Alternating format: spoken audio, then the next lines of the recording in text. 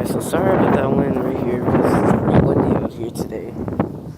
Well, last time we came in this part, I filmed the two units, the 2010 Rheem and the 2005 unitary potash core. Well, now I think like 2 days ago, the 2010 Rheem got replaced. Don't know why, probably because it's the hottest day out there. And I hear one of them running to see if the Goodman. Oh, and by the way, they got a brand new Goodman. Oh, this one's the one that's loud. It's not even running, actually.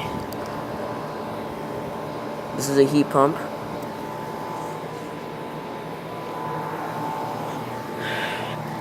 They're actually 16 seers.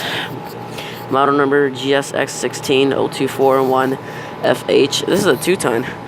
And the serial number 1705000936 from 2017.